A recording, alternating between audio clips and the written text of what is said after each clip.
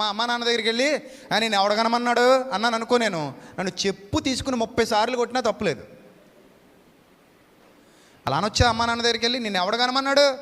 నువ్వు సరదాయికి అన్నావు, నేను ఏమైనా గనమని అడిగానా నిన్ను ఎవడ పెంచమన్నాడు? నేను ఏమైనా పెంచమని అడిగానా నిన్ను అన్నాడు అనుకోండి, ఎవడైనా పనికిమాలినోడు అని చెప్పు తడిపి కొట్టినా తప్పులేదు యాసిడ్లో. ఎందుకు తప్పులేదు అంటున్నానంటే, అరే చిన్నప్పటి నుంచి వాళ్ళు చేసిన పరిచర్య, వాళ్ళు పడిన కష్టం ఈరోజు మనల్ని ఇలా ఎద్దుల్లా నిలబెట్టింది. ఈరోజు మనం ఇంత బలంగా ఉన్నామంటే కారణం ఎవరు చెప్పండి? అమ్మ నాన్న పడిన కష్టం కాదా? మా నాన్న నాకేం చేశాడండి, మా నాన్న నాకేమి ఇచ్చా? పిచ్చవాగుడు వాక్కు, పళ్ళు రాలిపోతాయి. నేను కొట్టను, దేవుడు కొడతాడు.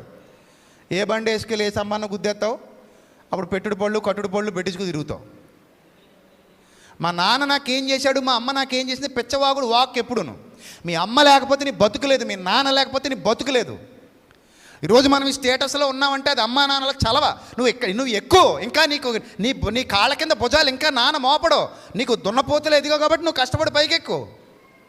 మీ నాన్న కష్టపడ్డట్టే నువ్వు కష్టపడు, మీ అమ్మ కష్టపడ్డట్టే నువ్వు కష్టపడు. వాళ్ళ టైం వరకు నిన్ను పోషించారు, నీకు రెక్కలు వచ్చే వరకు నిన్ను మేపారు.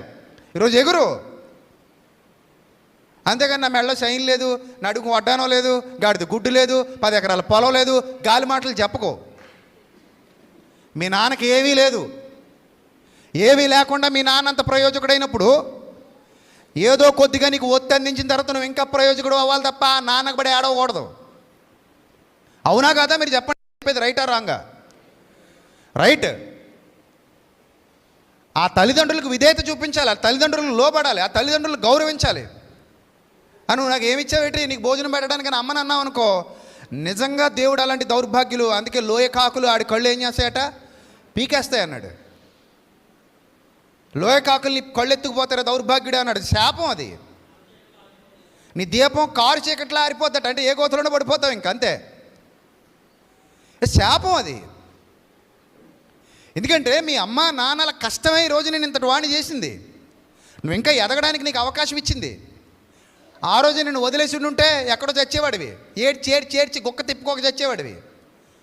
గుండెలు కత్తుకుని నా బాబే ఏమీ లేదు నాయన, భయపడ్డావా నాన్న ఏమీ లేదు నాన్న, వచ్చేసాను నాన్న అలా తిప్పుకుంటూ రాత్రంతా నేను తిప్పింది కదా, అందుకే ఈరోజు ఇంత హ్యాపీగా ఉన్నావు.